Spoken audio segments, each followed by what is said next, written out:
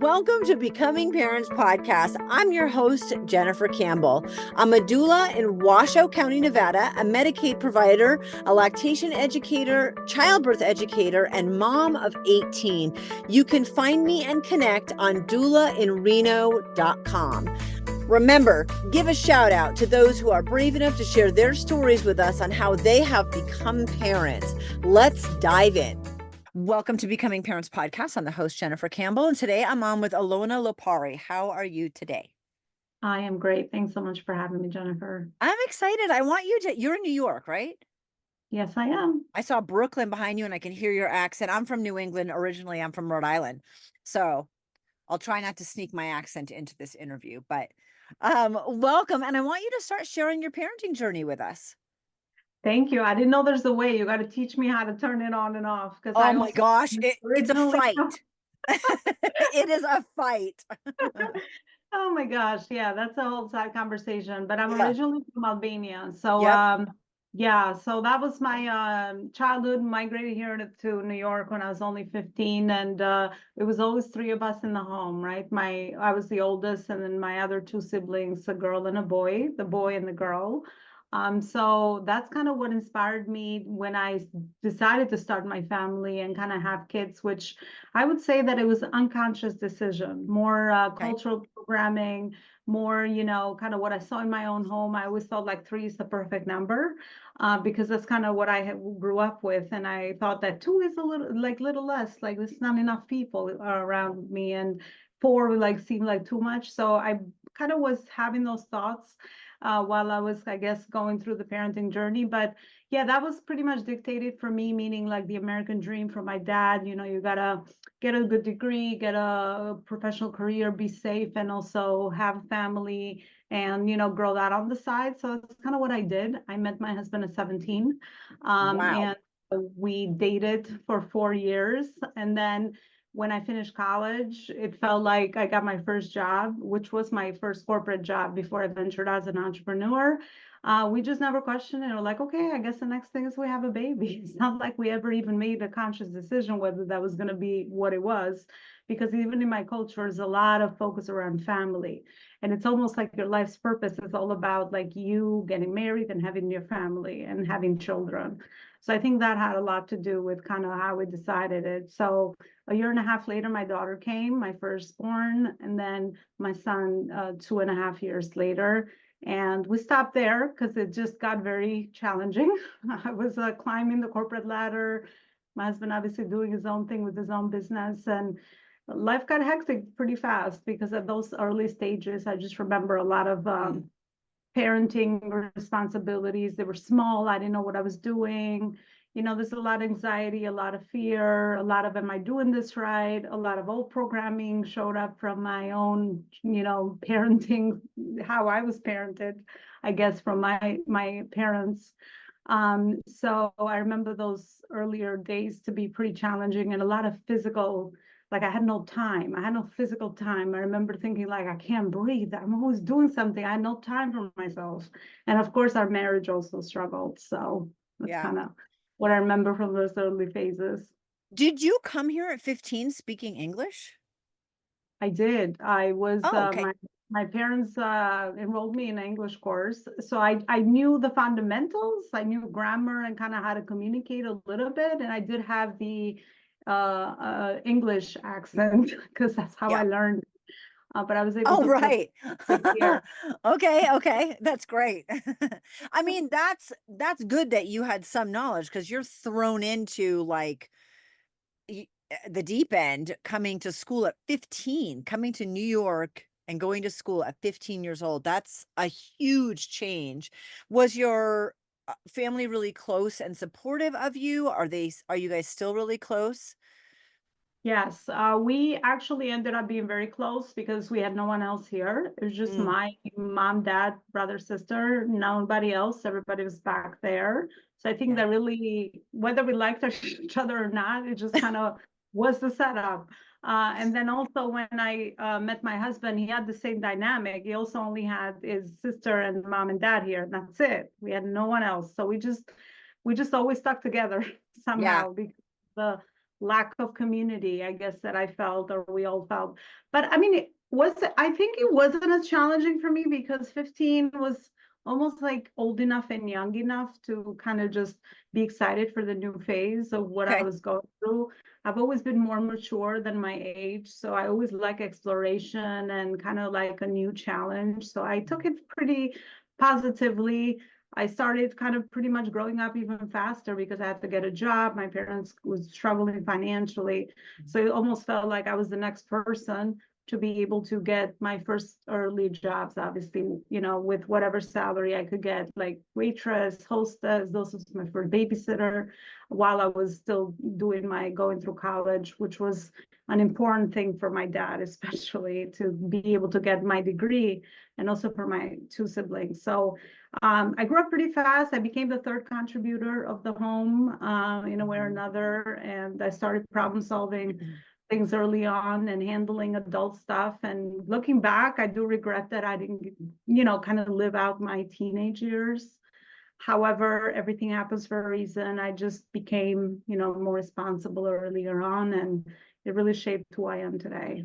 What did you get your degree in, and did that influence your jobs moving forward? Because after I ask about your degree, I wanna ask about, you had kids 2.5 years apart, which is pretty normal, and you felt like you had no time and you were always doing something. So I wanna know what your degree is, but I wanna jump to that phase and kind of like what you ended up doing, or you just got through it. Like, what happened with feeling like you had no time? Because eventually you became an entrepreneur. Yeah, exactly. I got my degree. I was very intuitive early on, and I knew I had a good sense of what was right for me. So I got it for business management and finance. And that's exactly what I went on to do in the corporate space. I started Okay. as a management trainee, then I moved up into, store manager, moved up into district management, moved up into leadership, moved up into the HR space. So even that path was very aligned with kind of where I also see as a strength today with what I do with my own business, which is the business acumen piece and also leadership. So that's kind of how that journey shaped up as my kids were getting older. But that's kind of where my pivoting point happened, where my kids were 10, like 10 and 12.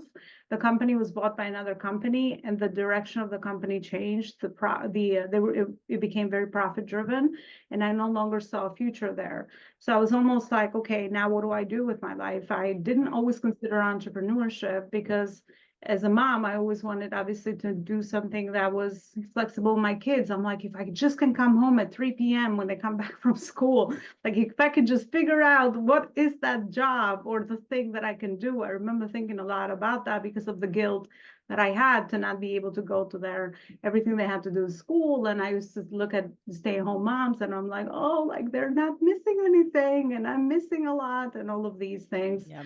So those were kind of those early things. And entrepreneurship showed up for me mostly for my husband. It's like, listen, you have a lot of experience now, 13 years working for a big corporation. Why don't you just venture out on your own and you could be with the kids more and all of that. So that's kind of how I stepped into entrepreneurship slowly but surely. I want to go back and talk about that struggle of, because I was a stay-at-home mom, and then I was a corporate mom, and then I was an entrepreneur. So I did all of them, and there's pros and cons to all of them. How did you get through the stress of having two kids in 2 years, and you said your marriage suffered? So how did you get past that? Or did you just like, you just had to do your time? You just got through it.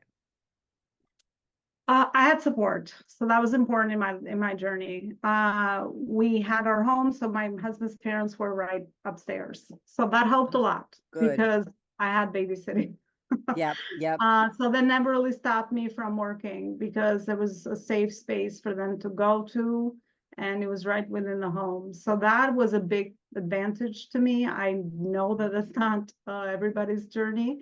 And then now that I get older and I know, kind of what I see other people and all of that, that taking care of them is actually the hardest part, the caretaking piece, Mhm. besides obviously everything else. So that was a big plus for me. There, I was able to get that type of support. And I think the pieces that were kind of like not falling out of place was like my own lack of self-care. I was always doing something for somebody else. And when came time for me to do something, I'll feel guilty about it. Or I'm like, well, I don't got time for this. I got to do this and that. I became like a robot. I Yeah. almost like was doing like the same thing, the same thing, the same thing until I started feeling lack of fulfillment. I started to, getting anxiety a lot. Like my body started to react. And I would just be very short-tempered. I would just build a lot of resentment. And of course, that also showed up in the lack of time I had with my husband. So quality time was not really there. And a lot of, things that I was feeling, which I didn't know how to kind of get out or communicate better. I would just like achieve. I would just go and work some more. That was my escape. I became Mm. the overachiever in a lot of the things that I was doing at the cost of eventually what I found out was going to be my catalyst to my personal development. Which I love, and I'm glad that I went back and asked you about that. So your husband actually encouraged you to be an entrepreneur, and I mean, you stayed together. So that was We did. that's great that you were. I mean, sometimes you just have to get through it. There's no way but through. Um, but I love that you know that you were missing things and especially yourself, but sometimes we wait so long that we kind of lose a piece of ourselves. How did you feel when he was like, just do your own thing? Hmm. It felt liberating because I've Oh, always been great. very independent. And I felt like he just gave me, sometimes you need that validation from the people you love. Like I was already like feeling a lot of these things, but it's like you hear something, and it's like, okay, that's exactly what I needed. And Hmm. he just came in the right time and the right moment for me. And that for me was like the next thing that I needed for some reason to be able to just start to take those next steps and find the mentors, expose myself to a new world, learn, develop, like understand, like, okay, how is it going to do this? How is it going to bring this into a business and all of those more practical things, approaches to growing a business.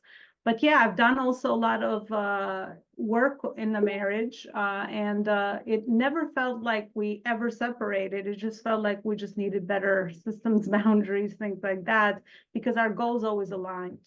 So that's how I knew that it was just something that we just need to get through the stage, because now I know, I talk to a lot of people, and you do feel like there's a separation, and you no longer want the same things, and your value system kind of conflicts. We didn't never felt that. It was more like Oh, good. day-to-day things that were kind of up and down, but we're always like very connected. So I think that's what helped to continue and better also improve the marriage alongside the parenting. So you jumped in and you started your own business. How did you take all the pieces? Because you were a mom and a wife and didn't take care of yourself, and you had your degree and your corporate experience, like, and your family. Like you have all these experiences that I'm sure you could kind of like gather up and create something. What did that process look like for you? And then, and like jump in and tell me, because I know your kids are teenagers now. So everybody survived through, well, so far, everyone survived through everything. What, how easily was it for you to know what to do and to launch that? Yeah. Well, I did it the baby step way because I just wanted to be safe. And plus, I was too afraid to take any leap of faith, because when you know something for that many years, it's challenging for me. There's a lot of fear-based thoughts, a lot of what am I doing? Who am I now? A lot of reevaluation of what I wanted in my life, my values, and all of these. So the good thing I did is that I put my own mask first, and I said, let me work on me. So I got the right people aligned, the right mentorship, the right exposure to kind of what was happening with me and what did I want to do as the next step. So once I got some clarity around that, I started hearing an inner voice that this is kind of like the next step for you. So I just kind of leaned on that. And then the other pieces is almost like exposing myself to the business world slowly but surely, so that I could start to take that leap of faith. So for 2 years, I worked still while I build a business. So I just couldn't, because I had the choice, right? I mean, sometimes it's involuntary. The rug is pulled from under you, and I didn't have that experience. It's more me being intentional with what I was doing. So I did that slowly but surely for 2 years. And then when I felt that my time was better off here and I had some Mm-hmm.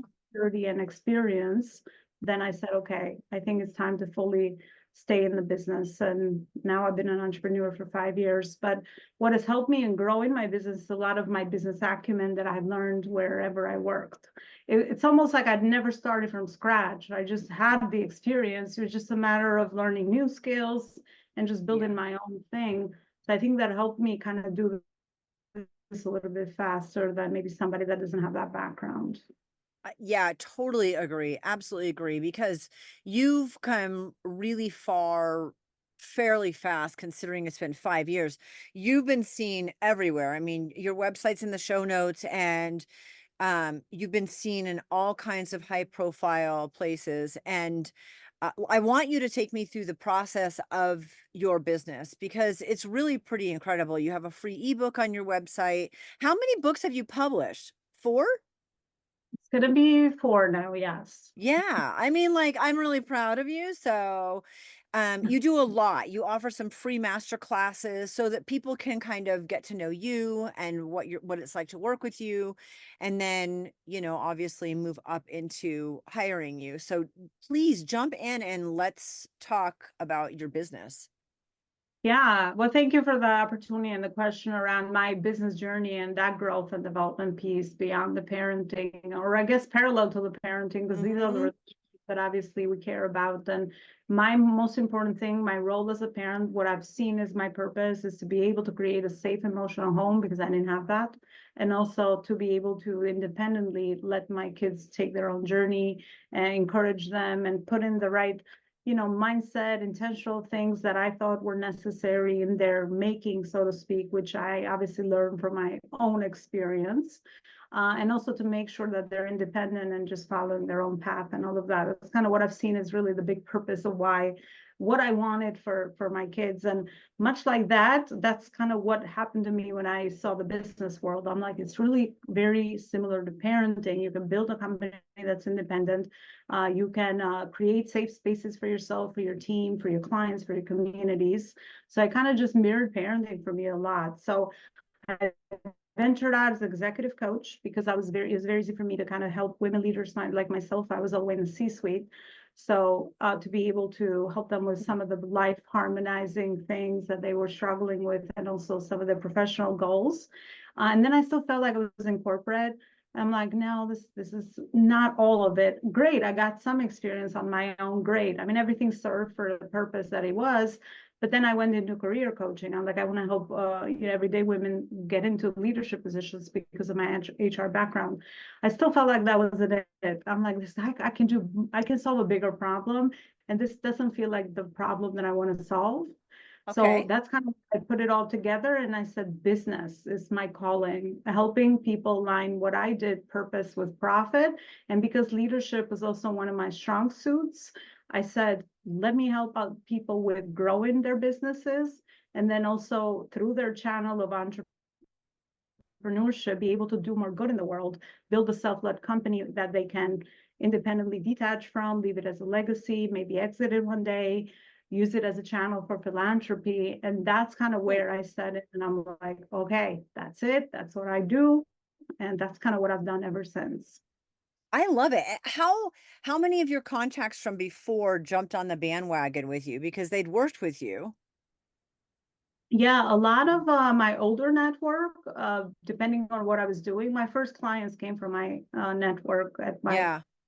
my corporate space. So that was the beginning. But then, obviously, the more you grow your brand, the more you understand how to tap into and nurture relationships. Things came from all directions most of the time. So that's kind of how that evolved. But it's always the warm network, the people that already know, like, and trust you, which are going to be Yes. the ones that are going to see you as a resource for support, but also be able to support you. What types of businesses do you work with? What's your favorite? Like, if you have an ideal client, what does that look like to you? I love the service space because of the service aspect. So I work with businesses in the service space, coaching, consulting, financial services, speakers, healers, people that are really Okay. providing service to the world and are looking to create impact with that. I work with businesses 0 to 10 million. for 0 to 1, I do it through private consulting. I walk them through my fundamentals of branding, marketing, sales, systems, and teams so they could start implement the operational pieces together to build an independent company. And then for bigger 1 to 10, I morph into fractional services because at Mhm. that point, that's kind of what the need is. Businesses have different needs at different stages. And I offer fractional COO services and HR services for those companies 1 to 10 million that are looking to scale at the next level. I saw that on your website and I wasn't sure exactly what it meant, but it's basically you're doing an a la carte creation for them to fill in the gaps where they need them.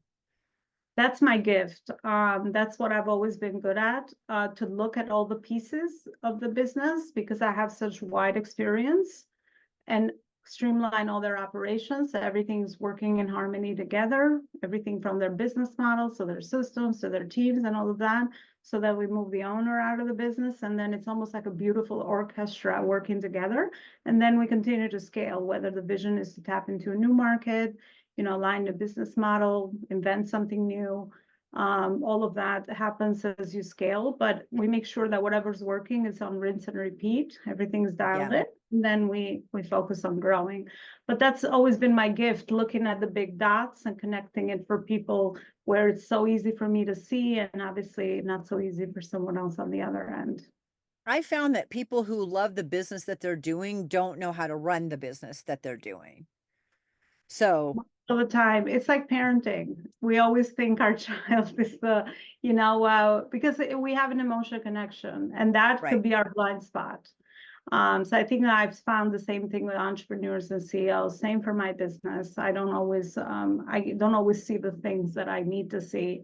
So it is important to bring in the fresh eyes and complementary people that have experience in other areas. That's really what leadership is about. Mhm. You don't have to do it alone. You just have to be smart enough to get the right people involved, so that everybody's like beautifully working towards the same vision, mission, values, and that changes as everything evolves. But a focus, a clear purpose is very important. I totally agree. I think that that's awesome that you do that for people. How has your life changed at home? How has your marriage changed? How's your relationship with your kids? Are you able to show up to more things now? Where's your like mom guilt and family dynamic since because this has been 5 years now? I know you were working still for the first two, but it's been a few years. Well, it's better than I ever thought that it would be. It's like that. Sometimes I get reminded of the quote, like, do work you love and you work a day in your life. I really feel like that every day in the morning. Everything is very intentional. If I want to, I prioritize time with my kids. I do that. Mhm. It was hard at the beginning of the business because there's so Mhm. much learning and you're in your head a lot. You could be physically with people, but I was like mentally creating. I'm not saying it's going to be flowers and roses every day, but I think with more experience, now I've come to get really grounded with kind of where I am and what I'm doing. So everything is much more intentional. I no longer worry about traditional stuff like, oh, I'm supposed to like spend time for like 2 hours with each person. I used to be so like structured and military style or robotic. Now I'm more in the flow, kind of whatever comes up. I've also done a lot of work with myself. I recently just went through a spiritual awakening, which I've aligned a lot of my feminine over the years. So it's easier to kind of just be in the flow and be intentional with things rather than be like, okay, I got to just do over 20 things Yeah. that I need to do for the day.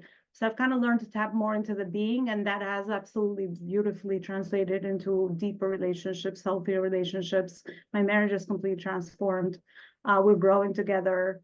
We're kind of meeting each other where we are now and kind of just leveraging that as the channel to grow. And my kids are very healthy teenagers, I would say. They talk to us about everything, and it's whatever I wanted happened where they're safe, they trust us, and they never feel judged or shamed for kind of all the natural milestones that they're going through anyway, which is all part of the journey.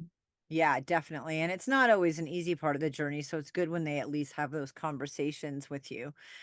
How amazing. I have your website in the show notes. People can get a hold of you. What's the easiest way for people to reach out to work with you? Always a website. I have a few Mhm. resources so people can check them out, and that's kind of where they can connect with me in other social media platforms based on where they are. So it's going to be alonaloparicoaching.com. Yep.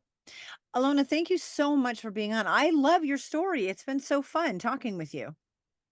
Likewise, it was a pleasure to talk to you, Jennifer. I really enjoyed the natural conversation, and thanks so much for creating such beautiful spaces for parents, especially moms. It's so necessary. Thank you.